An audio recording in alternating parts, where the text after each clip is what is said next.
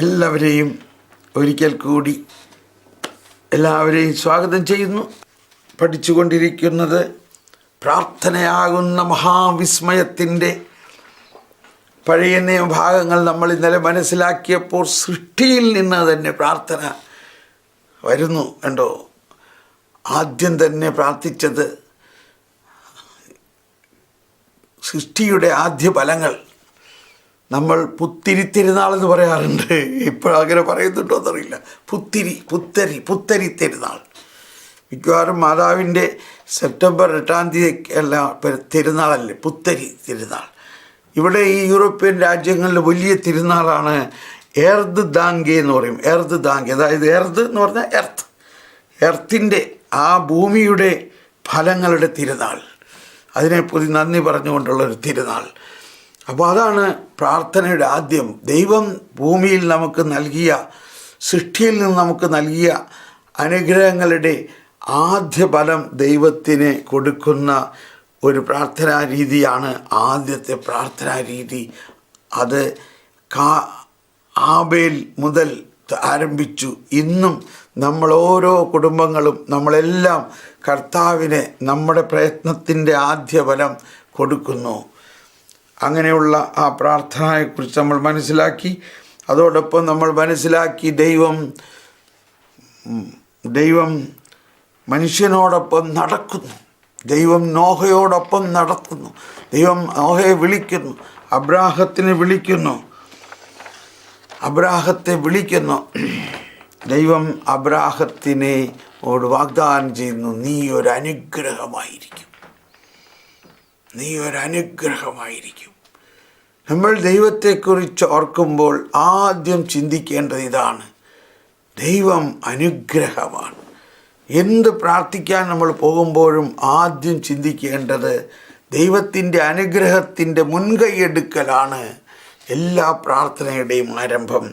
അങ്ങനെയെല്ലാം നമ്മൾ പഠിച്ചു. ഇനി നമ്മൾ 2570 പ്രവേശിക്കുന്നു. ഓ, പ്രൈസ് ദ ലോർഡ്. ദൈവം തന്നെ വിളിച്ചപ്പോൾ, വീണ്ടും അബ്രാഹത്തിലേക്ക് വരികയാണ്, കർത്താവ് കൽപ്പിച്ചതനുസരിച്ച്, അതാണ് ജനസിസ് 12:4. കർത്താവ് കൽപ്പിച്ചതനുസരിച്ച് അബ്രാഹം പുറപ്പെട്ടു. ഇത് വളരെ മനോഹരമായൊരു ദൃശ്യമാണ്. ഇതിങ്ങനെ ഒരു സെൻറ്റൻസിൽ മാത്രം ചിന്തിച്ചാൽ പോരാ. ആ സാഹചര്യവും പ്രതിസന്ധികളും, ആ എല്ലാ പ്രതിസന്ധികളെ ഉണ്ടായിരിക്കെ അബ്രാഹം എങ്ങനെ പുറപ്പെട്ടു എന്നത് ശരിക്കും മനസ്സിലാക്കണം. കർത്താവ് കൽപ്പിച്ചതനുസരിച്ച് അബ്രാം പുറപ്പെട്ടു. അതാണ്, അബ്രാം പുറപ്പെട്ടു. ദൈവ വിളി എന്ന് നമ്മൾ കേട്ടിട്ടുണ്ട്. വിളിക്ക് വേണ്ടി പ്രാർത്ഥിക്കുന്നുണ്ട് നമ്മൾ. എന്നാൽ വിളി എന്ന് പറഞ്ഞാൽ ഇവിടെ നിന്ന് ആരംഭിച്ചു. ഇതാണ് ആദ്യത്തെ ദൈവവിളി. ദൈവം വിളിച്ചു കഴിഞ്ഞാൽ പിന്നെ അവിടെ നിന്നാൽ പോരാ, അവിടെ നിന്ന് പുറപ്പെടുകയാണ് വിളിച്ച സ്ഥലത്തേക്ക്. ദൈവവിളി അച്ഛന്മാരുടെ വിളിയായാലും, വൈദികനാകാനുള്ള വിളി, സന്യസ്തനാകാനുള്ള വിളി, സന്യസ്തയാകാനുള്ള വിളി, വചനപ്രഘോഷകരാകാനുള്ള വിളി, എല്ലാ വിളിയുടെയും ഉത്ഭവം ഇവിടെ നിന്നാണ്. കർത്താവ് കൽപ്പിച്ചതനുസരിച്ച് അബ്രാഹം പുറപ്പെട്ടു. ലോത്തും അവൻ്റെ കൂടെ തിരിച്ചു. ഹാരാൻ ദേശത്തോട് വിട പറഞ്ഞപ്പോൾ അബ്രാമിന് 75 വയസ്സ് പ്രായമായിരുന്നു. ഇത് വികാരഭരിതമായ ഒരു കാര്യമാണ്. ഞാൻ പലപ്പോഴും ഈ ക്ലാസ്സുകളിൽ പറഞ്ഞിട്ടുള്ളതാണ്. നമ്മളുടെ അബ്രാഹത്തെക്കുറിച്ചുള്ള ഒരു സിനിമയുണ്ട്. ഒരുപാട് ആ സിനിമ എന്ന് പറഞ്ഞാൽ ഒരു വീഡിയോ, ഒരു ഫിലിം, സിനിമ എന്ന് പറഞ്ഞ മൂവി, നമ്മുടെ വീഡിയോ യൂട്യൂബിൽ കാണാൻ പറ്റും, അല്ലെങ്കിൽ DVD മേടിക്കാൻ പറ്റും. ആ DVD അതിൽ കാണാം. അബ്രാഹത്തെ വിളിച്ചു കഴിഞ്ഞിട്ട് അബ്രാഹത്തിനുണ്ടായ അവസ്ഥയും അബ്രാഹം പോകും അവസ്ഥ. അങ്ങനെ പെട്ടെന്ന് നമ്മളതിനെ മനസ്സിലാക്കണം. നമ്മുടെ തന്നെ ഭവനവും പശ്ചാത്തലവും ഒന്ന് ചിന്തിച്ച് നോക്കിയോ. അബ്രാഹം ഈ കാര്യം വീട്ടിൽ വന്ന് തൻ്റെ സഹോദരങ്ങളോടൊക്കെ പറഞ്ഞപ്പോൾ സഹോദരന്മാരെന്ത് പറയും? അബ്രാഹാം ഇപ്പോഴത്തെ കാലത്ത് പോലും നമ്മൾ കർത്താവായ യേശു വിശ്വസിക്കുന്ന നമ്മൾ പറയാണ്, ദേ ഞാൻ നാടും വീടും വിട്ട് പോവുകയാണ്, കാരണം എന്നെ കർത്താവ് സുവിശേഷ വേലയ്ക്ക് വിളിച്ചു പറഞ്ഞ ഇന്ന് ഇത്രയും വിശ്വാസികളായ നമ്മൾ പോലും ഒന്നാമത്തെ അങ്ങനെ പറഞ്ഞാലും ഒരാളും വിട്ടു പോകാൻ തയ്യാറാവുന്നില്ല. നമ്മുടെ സ്വന്തം നാടും വീടും വിട്ടു പോകി എന്തി പറയണേ? ഒറ്റ പോയിന്റ് ശ്രദ്ധിച്ച്, ഈ വിളി കേൾക്കുന്ന ആൾ തന്നെ അത് വിട്ടു പോകും. രണ്ടാമത് അവൻ വിട്ടു പോകാൻ തയ്യാറായാൽ തന്നെ അപ്പനും അമ്മയും പോലും ചിലപ്പോൾ സമ്മതിച്ചെന്ന് വരില്ല, സഹോദരങ്ങളും സമ്മതിച്ചെന്ന് വരില്ല. ഇതാണ് അവസ്ഥ ഇന്നത്തെ. ഇന്നത്തെ കർത്താവായ യേശുക്രിസ്തുവിൽ വിശ്വസിക്കുന്ന ആളുകളുടെ അവസ്ഥ ഇതാണെങ്കിൽ അന്നത്തെ അവസ്ഥ ഒന്ന് ആലോചിച്ച് നോക്കിയേ. എന്നാൽ അബ്രാഹം പക്ഷെ അങ്ങനെ വിടുന്നുണ്ട് കേട്ടോ, വിട്ടില്ല എന്ന് പറയുന്നില്ല. ഞാൻ പറയാണ് ആ വൈരുദ്ധ്യത്തിനെ മനസ്സിലാക്കാനാണ്. അതിനെതിർ ശക്തികളെ കർത്താവ് തന്നെയായിരിക്കും അവിടെ നിർത്തിയിരിക്കുന്നത്. അബ്രാഹത്തിൻ്റെ സഹോദരന്മാർ പറഞ്ഞു, നിനക്ക് വട്ടാണ്, നീ എന്തീ പറയണത്? ഏത് ദൈവം പറയുന്ന പറയണേ? ഇത് കണ്ടില്ല, ഇവിടെ എന്തോരം ദൈവങ്ങളുണ്ട്. അപ്പോൾ അവരുടെ വീട്ടിലൊക്കെ മരം കൊണ്ടും കല്ലുകൊണ്ടും ഒക്കെ ഉണ്ടാക്കിയ പല രൂപങ്ങളുണ്ട്. അതൊക്കെയാണ് അവർ ദൈവം എന്ന് പറഞ്ഞ് വിചാരിച്ചിരുന്നതെന്ന്. അപ്പോൾ അബ്രാഹാം പറയാണ്, എടാ ഇതൊന്നും അല്ലടാ ദൈവം, ഇതൊക്കെ വെറും കല്ലും മണ്ണുമാണ്. ദൈവം ഈ ഭൂമിയും പ്രപഞ്ചത്തെ മുഴുവനും സൃഷ്ടിച്ച സൃഷ്ടാവാണ്. ആ ദൈവത്തെ ഇതുപോലെ നിനക്ക് കാണാൻ പറ്റില്ല. ആ ദൈവം എന്നോട് സംസാരിച്ചു. എന്ത് ദൈവം സംസാരിക്കേ? കണ്ടോ, ഇവിടെ എത്ര ദൈവങ്ങളുണ്ട്, അതൊന്നും സംസാരിക്കുന്നില്ലല്ലോ. അതാണ് വ്യത്യാസം. എനിക്കങ്ങനെ അറിയാം ദൈവമാണ് സംസാരിച്ചെന്ന്. എടാ അതെൻ്റെ ഹൃദയത്തിൽ എനിക്ക് മനസ്സിലാവുന്നു, എനിക്ക് ശരിക്കും മനസ്സിലാവുന്നു ദൈവം എന്നോട് സംസാരിച്ചു. അതുകൊണ്ട് ഞാൻ പോവുകയാണ്. ഞാനും എൻ്റെ ഭാര്യയും നാളെ ഇവിടെ നിന്ന് ഇറങ്ങുകയാണ്. എന്താ ചേട്ടൻ ഈ പറയണേ? വട്ട് പിടിച്ച മാതിരി ഇങ്ങനെ സംസാരിക്കല്ലേ. ഈ ഇത്രയും 10,000 ഏക്കർ സ്ഥലവും ഈ ആടുമാടുകളും സകലതും വിട്ടുകൊണ്ട് എങ്ങാണ്ട് എന്തോ തരുമെന്നും പറഞ്ഞുകൊണ്ട് പോണെന്നോ? അതെ, ഞാൻ പോവുകയാണ്, എനിക്കിതൊന്നും വേണ്ട. ഈ അനുജന്മാരെല്ലാവരും ചേട്ടനെ കെട്ടിപ്പിടിച്ചോണ്ടില്ല, പോകാൻ ഞങ്ങൾ സമ്മതിക്കില്ല. ആ ഒരു സീനൊന്ന് ആലോചിച്ച് നോക്ക്. നാട്ടുകാരും എല്ലാവരും ഒന്നില്ല, പോകരുത് അങ്ങനത്തെ ഒരു സിറ്റുവേഷൻ ഉണ്ടാക്കിയാണ്. എന്നാലാണ് ആ വിളിയുടെ കരുത്ത് മനസ്സിലാകുള്ളൂ, വിശ്വാസത്തിൻ്റെ ശക്തി മനസ്സിലാകുള്ളൂ. അബ്രാഹാം വിശ്വസിച്ചു എന്ന് മാത്രമല്ല, അവൻ്റെ പ്രവൃത്തി, ഇവിടെയാണ് ആദ്യത്തെ പ്രവൃത്തി. എന്താ ആദ്യത്തെ പ്രവൃത്തി? A marathon begin from the first step.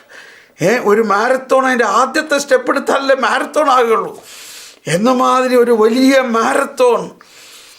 ഇന്ന് നമ്മൾ ഉദ്ദേശിക്കുന്ന സഭ, ഇന്ന് നമ്മൾ വിശ്വസിക്കുന്ന വിശ്വാസം, അതിൻ്റെ എല്ലാത്തിൻ്റെയും തുടക്കമാണ് അബ്രാഹാം പുറപ്പെട്ടു. ക്യാമറ ഇങ്ങനെ പുറയിൽ നിന്ന് കാണുകയാണ്. അബ്രാഹത്തെ ഇവരെല്ലാം പിടിച്ചു നിർത്തുന്നു. അബ്രാഹാം അവരെല്ലാം വിട്ടുകൊണ്ട് ഇതാ അങ്ങ് അകലെ സൂര്യൻ ഉദിക്കുന്ന മാതിരി കാണുന്നു.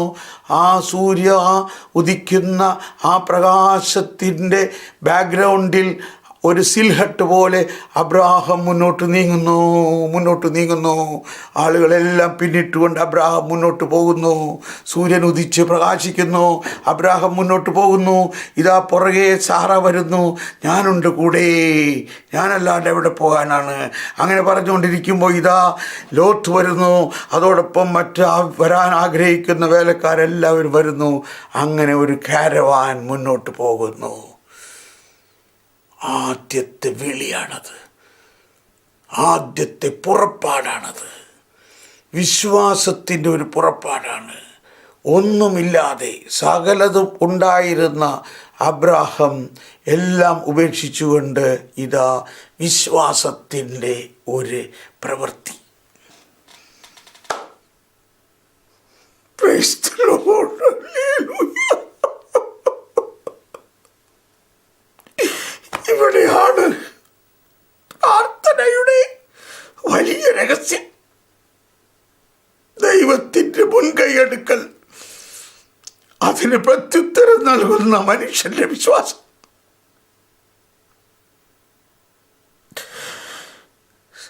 സ്നേഹമുള്ളവരെ, ഞാനങ്ങ് വികാരാധീനനാവുന്നു. ദൈവത്തിൻ്റെ പരിശുദ്ധാത്മാവ് എൻ്റെ ഹൃദയത്തിൽ വലിയൊരാനന്ദം നൽകുന്നു. ഇതെൻ്റെയും അവസ്ഥയാണ്. ഞാനും ഇതുപോലെയൊക്കെ ചെറുതായിട്ട് പുറപ്പെട്ടു. ഇതുപോലെ നമ്മൾ ഓരോരുത്തരെയും വിളിക്കുന്നുണ്ട്. ഒരുപക്ഷെ എല്ലാം ഉപേക്ഷിച്ചു പോരുന്നില്ലെങ്കിലും അതെല്ലാം ഉണ്ടായിരിക്കെ ദൈവത്തിന് വേണ്ടി എന്തെങ്കിലും ചെയ്യാൻ ഇറങ്ങൂ. നമ്മൾ ലോകത്തിന് വേണ്ടി പലതും ചെയ്യുന്നു. നമ്മുടെ വീടിന് വേണ്ടി, നമ്മുടെ മക്കൾക്ക് വേണ്ടി, നമ്മുടെ ഭാര്യയ്ക്ക് വേണ്ടി, നമ്മുടെ ഭർത്താവിന് വേണ്ടി, നമ്മുടെ കുടുംബത്തിന് വേണ്ടി. അങ്ങനെ അങ്ങ് ആയിപ്പോയി. നസ്രാണി കമന്ന് വീണ കാപ്പണം എന്ന് പറഞ്ഞ് കേട്ടിട്ടുണ്ട്. പള്ളിയിലായാലും പള്ളിക്കാര്യങ്ങളായാലും പള്ളി പഠിപ്പിക്കുന്നതായാലും സ്കൂളിൽ പഠിപ്പിക്കുന്നതായാലും എല്ലാം നമ്മുടെ കാര്യത്തിന് വേണ്ടിയുള്ള ഒരു തരംഗമായി മാറിപ്പോയോ? അതല്ല വിളി. വിളി നമ്മുടെ കാര്യങ്ങളെല്ലാം കർത്താവ് പരിഗണിക്കും. കർത്താവ് അതെല്ലാം ഒരുക്കി വച്ചിട്ടുണ്ട്.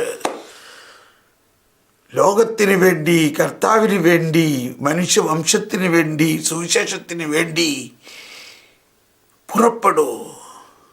അങ്ങനെയുള്ള ഒരു വിളി, അതാണ് വിളി.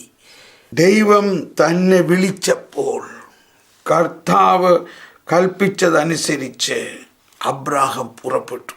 അബ്രാഹത്തിൻ്റെ മക്കളാണ് നമ്മൾ.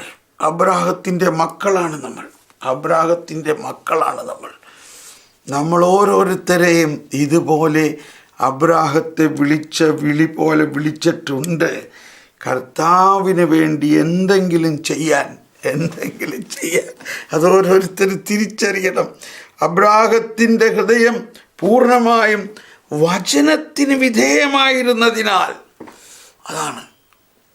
ഇതൊക്കെ എങ്ങനെ ഞാനിത് വിവരിക്കാതിരിക്കും? വചനം എന്താ? വചനം നമ്മൾ ഈ വേദിയിൽ പല പ്രാവശ്യം പറഞ്ഞു. നമ്മൾ കർത്താവ് പറഞ്ഞു, അബ്രാഹത്തിന് മുൻപ് ഞാനുണ്ട്. കണ്ടോ? അബ്രാഹം ഉണ്ടാകുന്നതിന് മുമ്പ് ഞാനുണ്ട്. യോഹന്നാൻ 8:58. അപ്പോഴാണ് അവർ കല്ലെടുത്ത് എറിയാൻ ഈശോയെ. ആർക്ക് മനസ്സിലാവും ഇതെല്ലാം? എങ്ങനെയാണെങ്കിൽ മനസ്സിലാവും? യേശുവാണ് ആ വചനം എന്നാലേ മനസ്സിലാവുള്ളൂ.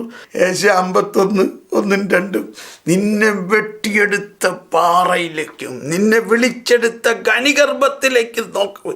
ഇതെൻ്റെ ഒരു ഫേവറേറ്റ് വചനമാണിത്. അബ്രാഹത്തിൻ്റെ ഹൃദയം പൂർണ്ണമായും വചനത്തിന് വിധേയമായിരുന്നതിനാൽ അദ്ദേഹം അനുസരിക്കുന്നു. ദൈവഹിതത്തിനനുസൃതമായി തീരുമാനങ്ങളെടുക്കുന്ന ഹൃദയത്തിൻ്റെ ശ്രവണം പ്രാർത്ഥനയുടെ ആവശ്യ ഘടകമാണ്. Praise the Lord. ഇനി നമ്മൾ മാതാവിനെ കുറിച്ച് ഇതിന് വിശേഷം വരുന്നുണ്ട്. അബ്രാഹം ദൈവവചനം അനുസരിക്കുന്നു, മറിയം ദൈവവചനം അനുസരിക്കുന്നു. അബ്രാഹം വിശ്വാസത്തിൻ്റെ പിതാവാണ്, മറിയം വിശ്വാസത്തിൻ്റെ മാതാവാണ് എന്ന പോലെ അബ്രാഹത്തിൻ്റെ ഹൃദയം പൂർണ്ണമായും വചനത്തിന് വിധേയമായിരുന്നതിനാൽ അദ്ദേഹം അനുസരിക്കുന്നു. ഇതൊക്കെയാണ് ഇന്നത്തെ നമ്മുടെ പ്രശ്നം. വചനം അനുസരിക്കാൻ നമുക്ക് സാധിക്കണം, വചനം ശ്രവിക്കാൻ നമുക്ക് സാധിക്കണം, കർത്താവിൻ്റെ ശബ്ദം കേൾക്കാൻ നമുക്ക് സാധിക്കണം. ഇതൊക്കെ നമ്മൾ പല മേഖലകളിൽ ക്ലാസ് എടുത്തിട്ടുള്ളതാണ്. അതുകൊണ്ട് കൂടുതൽ വിശദീകരിക്കുന്നില്ല.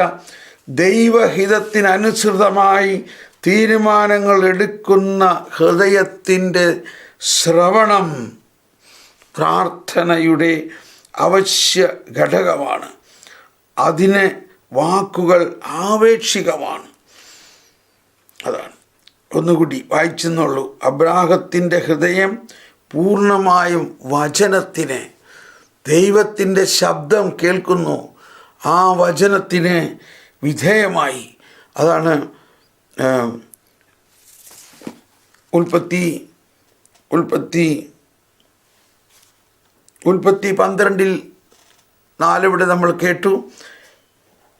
നിന്നെ ഞാൻ ഒരനുഗ്രഹമാക്കും, നീ ഞാൻ പറയുന്ന ദേശത്തേക്ക് പോവുക, നിൻ്റെ വീടും ഇതെല്ലാം വിട്ടിട്ട് പോവുക. ആ വചനം കേട്ടു. അതാണ് വിളി. നിന്നെ ഞാൻ അനുഗ്രഹിക്കും, നിന്നിലൂടെ ലോകം മുഴുവൻ അനുഗ്രഹിക്കപ്പെടും. അത് വിശ്വസിക്കുന്നു. ദൈവഹിതത്തിനനുസൃതമായ തീരുമാനങ്ങൾ എടുക്കുന്ന ഹൃദയത്തിൻ്റെ ശ്രവണം പ്രാർത്ഥനയുടെ അവശ്യ ഘടകമാണ്. അതിന് വാക്കുകൾ ആപേക്ഷികമാണ്. അബ്രാഹത്തിൻ്റെ പ്രാർത്ഥന പ്രഥമത പ്രവൃത്തികളിലൂടെയാണ് പ്രകടമാകുന്നത്. അപ്പോൾ എന്താണ് ഇവിടുത്തെ പ്രവൃത്തി? ഇവിടുത്തെ പ്രവൃത്തി കർത്താവ് പറയുന്നത് അനുസരിക്കുക എന്നുള്ള പ്രവൃത്തിയാണ്. കർത്താവ് അബ്രാഹത്തിനോട് തൻ്റെ സ്വന്തം നാടും വീടും എല്ലാം വിട്ട് ഞാൻ കാണിച്ചു തരുന്ന ദേശത്തേക്ക് പോകുക, ആ പ്രവൃത്തി തുടങ്ങുന്നു അവിടെ നിന്ന്. നിശബ്ദനായി ആ മനുഷ്യൻ തൻ്റെ യാത്രയുടെ ഓരോ ഘട്ടത്തിലും കർത്താവിന് ഒരു ബലിപീഠം നിർമ്മിക്കുന്നു. പിന്നീട് മാത്രമാണ് അബ്രാഹത്തിൻ്റെ വാക്കുകളിലുള്ള ആദ്യ പ്രാർത്ഥന ഉയരുന്നത്. ബലിപീഠം നിർമ്മിക്കുന്നു. നമ്മൾ ഇന്ന് അൾത്താര അല്ലെങ്കിൽ ബലിപീഠം എന്ന് പറയുന്നത് പുതിയ നിയമത്തിൽ എവിടെയും അങ്ങനെ ഒരു ബലിപീഠം ഉണ്ടാക്കി കാണുന്നില്ല. ആ ബലിപീഠം ആരംഭിക്കുന്നത് അബ്രാഹത്തിൻ്റെയും ഇസ്ഹാക്കിൻ്റെയും യാക്കോബിൻ്റെയും ബലിയോടുകൂടി ഞങ്ങൾ അർപ്പിക്കുന്നു ബലി. നമ്മൾ മദ്ബഹായിൽ കാണുന്ന ബലിപീഠം ഈശോയുടെ പീഠാനുഭവത്തിൻ്റെ ഈശോയുടെ അന്ത്യത്താഴ മേശയും ഈശോയുടെ ബലിയർപ്പിക്കപ്പെട്ട കുരിശിൻ്റെ പ്രതീകവും ഈശോയുടെ കബറിടവുമാണ്. എന്നാൽ ഇത് എല്ലാം ആരംഭിക്കുന്നത് ആബേൽ അർപ്പിച്ച ബലിയും ആബേൽ നോഹ് അബ്രാഹം അർപ്പിച്ച ബലികളോടൊപ്പം ഞങ്ങൾ അർപ്പിക്കുന്നു. അങ്ങനെയാണ് ബലിപീഠമുണ്ടാക്കൽ. അങ്ങനെ ആ ബലികളുടെ എല്ലാം പൂർത്തീകരണമാണ് പുതിയ നിയമത്തിൽ സംഭവിക്കുന്നത്. അബ്രാഹം ബലിപീഠമെല്ലാം ഉണ്ടാക്കുമ്പോൾ കർത്താവ് പറയുന്ന വാഗ്ദാനം അനുസരിച്ച് കർത്താവ് പ്രവർത്തിച്ചുകൊണ്ട് ഓരോ സ്ഥലത്തും ബലിപീഠമുണ്ടാക്കി ബലി അർപ്പിച്ച് മുന്നോട്ട് നീങ്ങുന്നു. ആ ബലിപീഠമുണ്ടാക്കുന്നതും ആ ബലിയർപ്പണവും എല്ലാം അബ്രാഹത്തിൻ്റെ പ്രാർത്ഥനയാണ്. പിന്നീട് മാത്രമാണ് അബ്രാഹത്തിൻ്റെ വാക്കുകളിലുള്ള ആദ്യ പ്രാർത്ഥന ഉയരുന്നത്.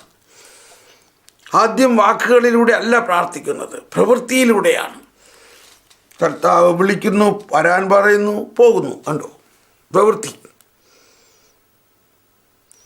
പോണ വഴിക്കെല്ലാം ബലിപീഠമുണ്ടാക്കുന്നു, ബലിയർപ്പിക്കുന്നു, പോകുന്നു.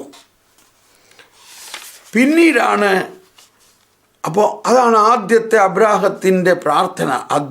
അബ്രാഹത്തിൻ്റെ ആദ്യത്തെ പ്രാർത്ഥന കർത്താവ് പറയുന്ന വചനത്തിന് പ്രത്യുത്തരമായുള്ള പ്രവൃത്തിയാണ്. പറഞ്ഞിട്ടെന്ത് കാര്യം? വിളിക്കുന്ന സമയത്ത് അങ്ങോട്ട് നടക്കാൻ പറയുമ്പോൾ എന്താ പറയാനുള്ളത്? നടക്കുക. അല്ല, അവിടെ ചെന്നാൽ എനിക്ക് കിട്ടുമോ? എന്താ ഗ്യാരണ്ടി? അതാണ് വിശ്വാസം. വിശ്വാസം എന്ന് പറയുന്നത് അതാണ് വാഗ്ദാനവും വിശ്വാസത്തിൻ്റെ പ്രാർത്ഥനയും. വിശ്വാസം. ഇത് ഞാൻ പറയുമ്പോൾ ഇതൊരു വളരെ പ്രധാനപ്പെട്ട കാര്യമാണ്. 30 വർഷമായിട്ട് ഈ വചനത്തിലാണ് ഞാൻ ജീവിക്കുന്നത്. കർത്താവ് പറയണു, ഞാൻ പ്രവർത്തിക്കുന്നു. കർത്താവ് പറയണത് കേൾക്കുന്നു. അതാണ് എൻ്റെ പ്രവൃത്തി. അതനുസരിച്ച് കർത്താവ് ബാക്കിയുള്ള കാര്യങ്ങളെല്ലാം സജ്ജീകരിക്കുന്നു. കണ്ടോ, സജ്ജീകരിക്കുന്നു. ദൈവം തൻ്റെ വാഗ്ദാനം നിശബ്ദനായ ആ മനുഷ്യൻ തൻ്റെ യാത്രയുടെ ഓരോ ഘട്ടത്തിലും കർത്താവിനൊരു ബലിപീഠം നിർമ്മിക്കുന്നു. ക്ഷമിക്കണോട്ടെ, ഞാനിങ്ങനെ പറയണത് എന്നെ പൊക്കി പറയാൻ പറയണമല്ല. ഞാൻ ബലിപീഠം നിർമ്മിക്കുന്നതിന് പകരം ഓരോ സ്ഥലത്തും ഒരു നിത്യാരാധനാ കേന്ദ്രമുണ്ടാക്കുന്നു. അതെല്ലാം ഇപ്പോഴും നിലനിൽക്കുന്നു. അതിൽ നിന്ന് ഒരുപാട് പേര് വന്ന് പ്രാർത്ഥിക്കുന്നു. അതിലൂടെ ലോകമെമ്പാടേക്കും കൃപ ഒഴുകുന്നു. ഇങ്ങനെയെല്ലാം നമ്മളെ കൊണ്ടും എല്ലാവരെ കൊണ്ടും ചെയ്യിപ്പിക്കുന്നുണ്ടാകും. ചെറിയ ചെറിയ കാര്യങ്ങളാകാം. പക്ഷേ കർത്താവ് യാത്ര ആരംഭിക്കാൻ പറഞ്ഞാൽ ആരംഭിക്കുക. കർത്താവ് ഓരോന്നും നമ്മളിലൂടെ ചെയ്യുന്നത് ലോകം മുഴുവനും വേണ്ടിയുള്ള ഫലമായിട്ട് മാറുന്നു. ദൈവം പിന്നീട് മാത്രമാണ് അബ്രാഹത്തിൻ്റെ വാക്കുകളിലുള്ള ആദ്യ പ്രാർത്ഥന ഉയരുന്നത്. ദൈവം തൻ്റെ വാഗ്ദാനം പാലിച്ചിട്ടില്ലെന്ന് തോന്നുന്നതായി പരോക്ഷമായ ഒരു ആവലാതിയുടെ രൂപത്തിൽ അബ്രാഹം ദൈവത്തെ ഓർമ്മപ്പെടുത്തുന്നു. ഉൽപ്പത്തി 15:2. അബ്രാഹം ചോദിച്ചു, കർത്താവായ ദൈവമേ, സന്താനങ്ങളില്ലാത്ത എനിക്ക് എന്ത് പ്രതിഫലമാണ് ലഭിക്കുക? ദമാസ്കസുകാരൻ എലിയാസറാണ് എൻ്റെ വീടിൻ്റെ അവകാശി. കേട്ടോ, അബ്രാഹാം തുടർന്നു, എനിക്കൊരു സന്താനത്തെ അവിടെ നിന്ന് തന്നിട്ടില്ല. എൻ്റെ വീട്ടിൽ പിറന്ന ദാസരിൽ ഒരുവനായിരിക്കും എൻ്റെ അവകാശി എന്ന് അബ്രാഹത്തിനോട് പണ്ട് പറഞ്ഞിട്ടുള്ളവർ. നിനക്ക് ഞാൻ സന്താനത്തിന് ആകാശത്തിലെ നക്ഷത്രങ്ങളെപ്പോലെ സന്താനമൊക്കെ തരുമെന്ന് പറഞ്ഞു. പക്ഷെ ഒന്നും സംഭവിക്കുന്നില്ല. അപ്പോൾ ഒരു കംപ്ലൈൻ്റ് എന്ന പോലെ, ഒരാവലാതി എന്ന പോലെ അബ്രാഹം ദൈവത്തെ ഓർമ്മപ്പെടുത്തി. ഇതാണ് ആദ്യത്തെ ഒരു പ്രാർത്ഥന. ആരംഭത്തിൽ തന്നെ പ്രാർത്ഥനയാകുന്ന നാടകത്തിൻ്റെ പല വശങ്ങളിലൊന്ന് പ്രത്യക്ഷമാകുന്നു. പ്രാർത്ഥനയാകുന്ന നാടകത്തിൻ്റെ പല വശങ്ങളിൽ ഒന്ന് പ്രത്യക്ഷമാകുന്നു. ദൈവത്തിൻ്റെ വിശ്വസ്തതയിൽ നമുക്കുള്ള വിശ്വാസമാണ് ഇവിടെ പരീക്ഷിക്കപ്പെടുന്നത്. അപ്പോൾ ദൈവം നമ്മളെ പരീക്ഷിക്കുന്നു. എന്താ പരീക്ഷിക്കുന്നത്? ദൈവത്തിൻ്റെ വിശ്വസ്തതയിൽ നമുക്കുള്ള വിശ്വാസമാണ് പരീക്ഷിക്കുന്നത്. ഉൽപ്പത്തി 15:6.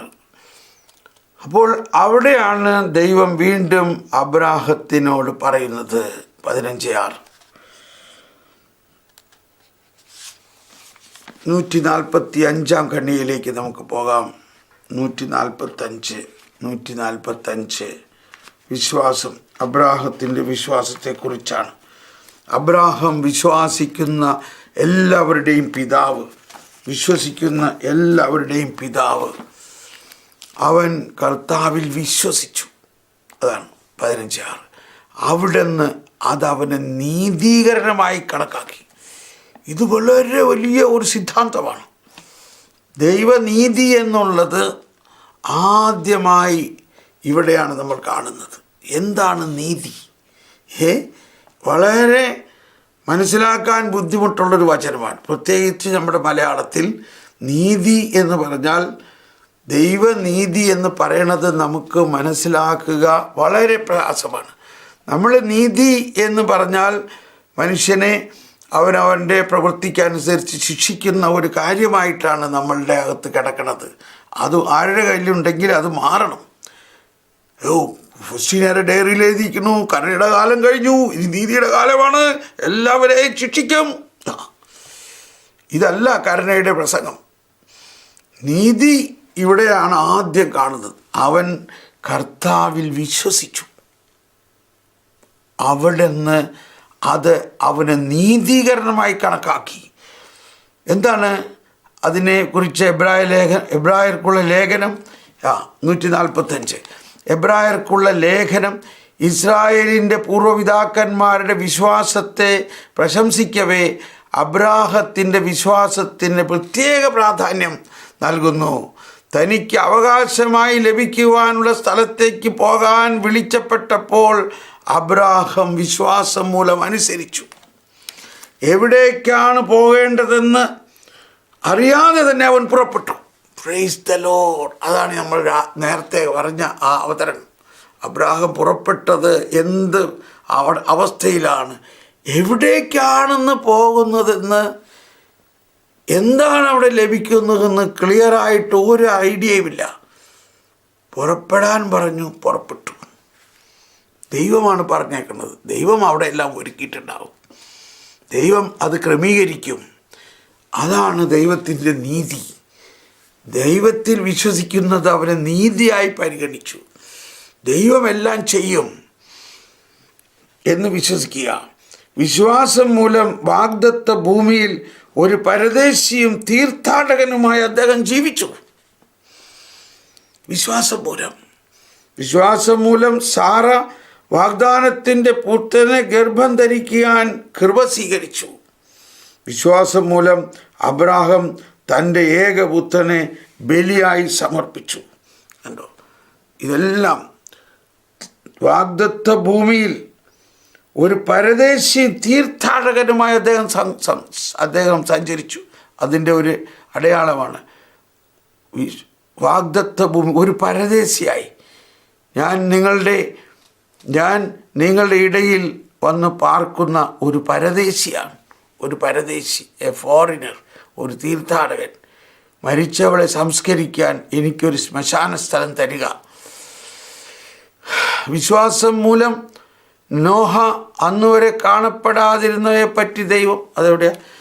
എബ്രായർ 11:7, തൻ്റെ വീട്ടുകാരുടെ രക്ഷയ്ക്ക് വേണ്ടി ഭയഭക്തിയോടെ പെട്ടകം നിർമ്മിച്ചു. അതുമൂലം അവർ ലോകത്തെ കുറ്റം വിധിക്കുകയും വിശ്വാസത്തിൽ നിന്നുള്ള നീതിയുടെ അവകാശിയാകുകയും ചെയ്തു. ഓക്കെ, ഇനി നമുക്ക് നമ്മൾ നീങ്ങണം, കുറച്ചും കൂടി വേഗം പോരണം നമുക്ക്.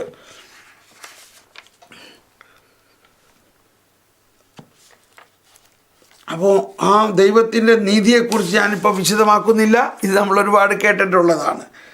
ഇനി 2571 പൂർവപിതാവ് ദൈവത്തിൽ വിശ്വസിക്കുകയും അവിടുത്തെ സന്നിധിയിൽ നടക്കുകയും അവിടുന്നുമായി ഉടമ്പടിയിൽ ഏർപ്പെടുകയും ചെയ്തതിനാൽ. 10 ജനസിസ് 15:6-17 ഉണ്ടോ? പൂർവപിതാവ് ദൈവത്തിൽ വിശ്വസിക്കുകയും. അപ്പോൾ ഈ വിശ്വാസത്തിൻ്റെ ഒരു പ്രധാന കാര്യം ഇതാണ്. ദൈവം പറയണത് കേൾക്കുക, അതനുസരിച്ചില്ലെങ്കിൽ പിന്നെ വിശ്വാസത്തിൻ്റെ വല്ല അർത്ഥമുണ്ടോ? നമ്മൾ വിശ്വസിക്കണമെന്നെല്ലാം പറയുന്നു, എന്നിട്ട് നമ്മൾ കുറേ ആചാരാനുഷ്ഠാനങ്ങളിൽ കുടുങ്ങിക്കിടക്കുന്നു. കർത്താവ് പറയണത് എന്തെങ്കിലും അനുസരിക്കുന്ന ഒരു കാര്യം നമ്മുടെ ജീവിതത്തിൽ ഒന്ന് കണ്ടുപിടിക്കും. കർത്താവ് എന്നോട് ഇത് പറഞ്ഞു, അത് ഞാൻ അനുസരിച്ചു. അതിനെക്കുറിച്ചൊന്ന് ചിന്തിക്കൂ. എന്താണ് പ്രത്യേകമായിട്ട് നമ്മൾ ചെയ്തിട്ടുള്ളത്? നമ്മൾ ജനിച്ചു, നമ്മൾ മാമോദിസ മുക്കി, നമ്മൾ പള്ളിയിൽ പോകാൻ തുടങ്ങി, കുർബാനയ്ക്ക് പോകാൻ തുടങ്ങി. ആ അപ്പത്തെ നോക്കിയിട്ട് ഈശോ ആണെന്ന് പറഞ്ഞു, ആ ഈശോ ആണ്, സമ്മതിച്ചു, സ്വീകരിക്കണു, എല്ലാ ദിവസവും പോകണു, നമ്മൾ പ്രാർത്ഥിക്കണു, വേദേശം പഠിക്കണു, കർത്താവിനെ വലായല്ലടാ, കർത്താവിൻ്റെ അലകല്ലെന്ന് അത് ചൊല്ലി അങ്ങനെ പ്രാർത്ഥിക്കണു, അങ്ങനെ പള്ളിയിൽ പോകണു, വേദേശം പഠിക്കണു, ഇങ്ങനെ പോയിക്കൊണ്ടിരിക്കുന്നു. നമ്മൾ വിശ്വാസിയാണ് നമ്മൾ. പക്ഷെ എന്തെങ്കിലും കർത്താവ് നമ്മളോട് പറയണത് കേട്ടോ? ഒന്ന് ചിന്തിക്കൂ നമ്മുടെ ജീവിതത്തിൽ. ഇല്ലെങ്കിൽ അത് കേൾക്കണം. മാമോദീസായിൽ ആദ്യം നമ്മളോട് നൽകിയിട്ടുള്ളൊരു കാര്യം എഫാത്ത എന്ന് പറഞ്ഞാൽ തുറക്കപ്പെട്ടിരിക്കുന്നു. എന്തിന് തുറക്കപ്പെട്ടിരിക്കുന്നു? നിൻ്റെ പിതാവിൻ്റെ ശബ്ദം കേൾക്കാനും ആ പിതാവിനോട് സംസാരിക്കാനും തുറക്കപ്പെട്ടിരിക്കുന്നു. അപ്പോൾ ഒന്ന് ചിന്തിച്ച് നോക്കൂ. ഇത് ഇന്ന് നിങ്ങൾ തീരുമാനിക്കണം. കർത്താവേ, ഞാൻ ഇത്രയും നാൾ നിന്നിൽ വിശ്വസിച്ചിട്ട് എന്നോട് എന്താ മിണ്ടാത്തേ? അല്ലെങ്കിൽ എന്നോട് എന്തെങ്കിലും മിണ്ടിയിട്ട് ഞാൻ എന്താ ചെയ്യാത്തേ? അതാണ് വിശ്വാസത്തിൻ്റെ ഒരു ഉരകല്ല്. വിശ്വാസത്തിൻ്റെ മാറ്റുരച്ച് നോക്കൂ. നമ്മളോട് കർത്താവ് പലതും സംസാരിച്ചു കാണും. പക്ഷേ നമ്മളത് പ്രവർത്തിക്കാൻ ധൈര്യം കിട്ടിയിട്ടില്ല, അത് പ്രവർത്തിക്കാനുള്ള കരുത്ത് കിട്ടിയിട്ടില്ല. അപ്പോൾ പിന്നെ വിശ്വാസം അവിടെ സ്റ്റോപ്പായി. പിന്നെ വിശ്വാസം വളരില്ല, മുന്നോട്ട് പോകുന്നില്ല. ഇതാണ് വിശ്വാസം വളരേണ്ടതിന് ആവശ്യമായ ഘടകം. നമ്മളെക്കുറിച്ച് വലിയ പദ്ധതികൾ കർത്താവിനുണ്ട്, അതൊന്നും നടപ്പാകുന്നില്ല. പക്ഷേ അതിൻ്റെ ആദ്യപടി തുടങ്ങുന്നത് marathon begins from the first step. നീ 10,000 മൈൽ നടക്കാനുള്ള വിളി നിനക്കുണ്ട്, പക്ഷേ വിളിയുണ്ട്. ഒരു സ്റ്റെപ്പൊക്കെ നടന്നാലല്ലേ ആ വിളി ആരംഭിക്കുള്ളൂ. നമ്മളെല്ലാവരെയും ദൈവം വലിയ വലിയ വലിയ വിളി തന്നിട്ടുള്ളതാണ്. അതാണ് നമ്മൾ മനസ്സിലാക്കേണ്ടത്. പക്ഷേ അത് ശ്രവിക്കാനും അത് ശ്രവിച്ചിട്ട് അതിന് ഒരു ചെറുവിരൽ അനക്കാൻ നമ്മൾ സാധിച്ചിട്ടുണ്ടോ? അതൊന്ന് ശരിക്ക് ഇത് ഞാൻ പറയണത് നിങ്ങളെ വിഷമിപ്പിക്കാൻ വേണ്ടിയല്ല, സ്നേഹമുള്ളവരെ. ഇതാണ് രഹസ്യം, ഇതാണ് സത്യം. ഒന്ന് ചിന്തിച്ച് നോക്കിക്കോ. നമ്മളിൽ അതിന് നടന്നിട്ടുള്ളവർ അതനുസരിച്ച് വിജയമുണ്ടായിട്ടുണ്ട്. നടന്നിട്ടുള്ളവർ ഇപ്പോഴും അവിടെ, നടന്നിട്ടില്ലെങ്കിൽ ഇപ്പോഴും അവിടെ തന്നെ ഇരിക്കുകയാണ് നമ്മൾ. ഞാനൊരു ഉദാഹരണം പറയുകയാണ്. ഇവിടെ ഒരു സഹോദരി എൻ്റെ അടുത്ത് പ്രാർത്ഥിക്കാൻ വന്നു. അവൾക്ക് വേണ്ടി പ്രാർത്ഥിച്ചപ്പോൾ നിത്യാരാധനയ്ക്ക് വേണ്ടി അവൾ വിളിക്കപ്പെട്ടിരിക്കുന്നു എന്ന് പറഞ്ഞു. അപ്പോൾ അവൾ പറഞ്ഞു, അതെനിക്കറിയാം തോമസ് പോളെ, പക്ഷേ എനിക്ക് പറ്റണില്ല. എന്താ പറ്റാത്ത? എനിക്കൊരു പട്ടിയുണ്ട്, ഒരു പൂച്ചയുണ്ട്, അതിനെ വിട്ടിട്ട് എനിക്ക് പോരാൻ പറ്റണില്ല. ഇതാണ് അവസ്ഥ. മനസ്സിലായോ?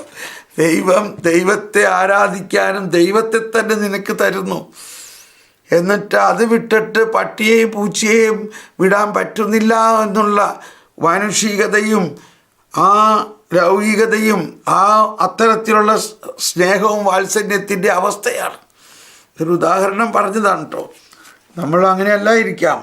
അപ്പോൾ ഇവിടെ പറയുകയാണ്, പൂർവപിതാവ് ദൈവത്തിൽ വിശ്വസിക്കുകയും അവിടുത്തെ സന്നിധിയിൽ നടക്കുകയും അവിടെ നിന്നുമായി ഉടമ്പടിയിൽ ഏർപ്പെടുകയും ചെയ്തതിനാൽ അദ്ദേഹം ഒരു നിഗൂഢാതിഥിയെ തൻ്റെ കൂടാരത്തിൽ സ്വാഗതം ചെയ്യാൻ സന്നദ്ധനാകുന്നു. അതുകൊണ്ട് എന്ത് സംഭവിച്ചു? ആരാണ് ആ നിഗൂഢ അതിഥി എന്ന് നമുക്കറിയാം ഇല്ലേ? അദ്ദേഹം ഒരു നിഗൂഢ അതിഥിയെ, ദൈവം തന്നെ അതിഥിയായി എഴുന്നള്ളിയിരിക്കുന്നു. 3 മാലാഖമാരുടെ രൂപത്തിൽ ത്രിത്വൈക ദൈവം അബ്രാഹത്തിൻ്റെ മാമ്രയിൽ ഉള്ള ഭവനത്തിലേക്ക് കടന്നു വരുന്നു.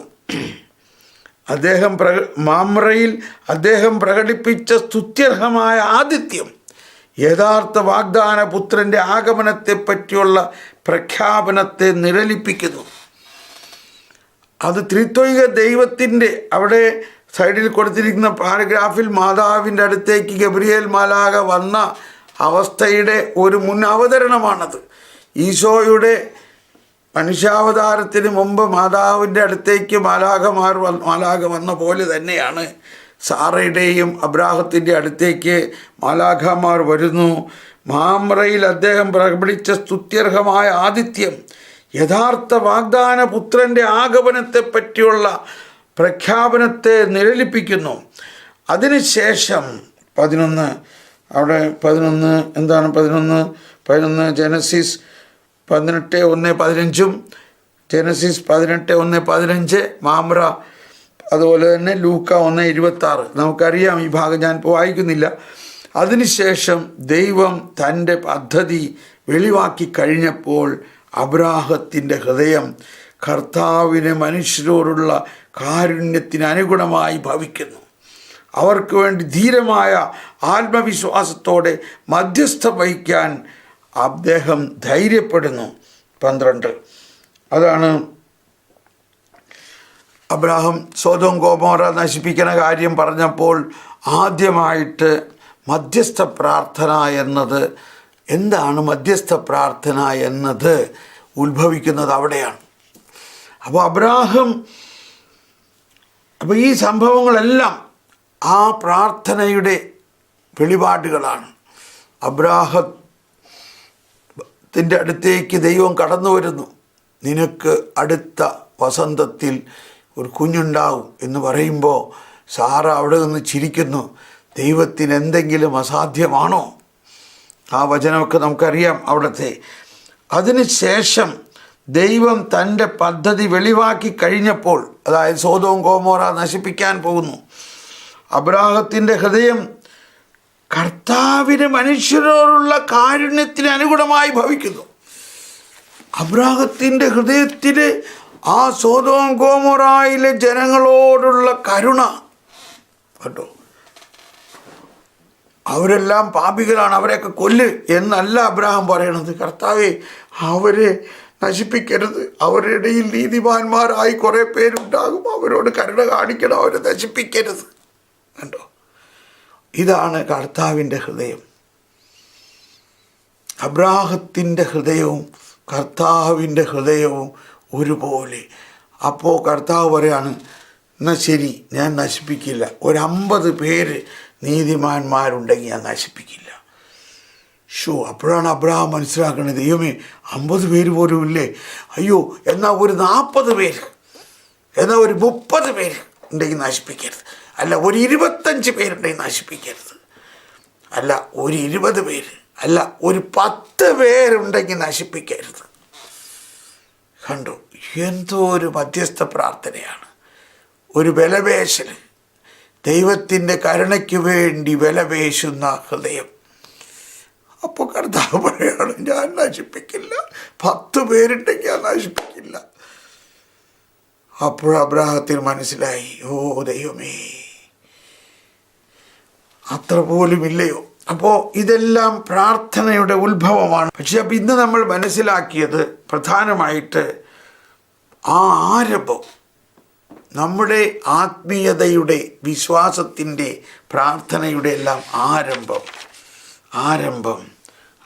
എന്താണ്? ആരംഭം എവിടെയാണ്? അബ്രാഹത്തിനോട് കർത്താവ് വിളിക്കുന്ന വിളി. ഇങ്ങനെ എല്ലാവർക്കും ഒരു വിളിയുണ്ടെന്ന് നിങ്ങൾ മനസ്സിലാക്കണം. എല്ലാവർക്കും ഉണ്ടൊരു വിളി, എല്ലാവർക്കും. I am sure about it. നമ്മളെല്ലാവർക്കും ഉണ്ട്.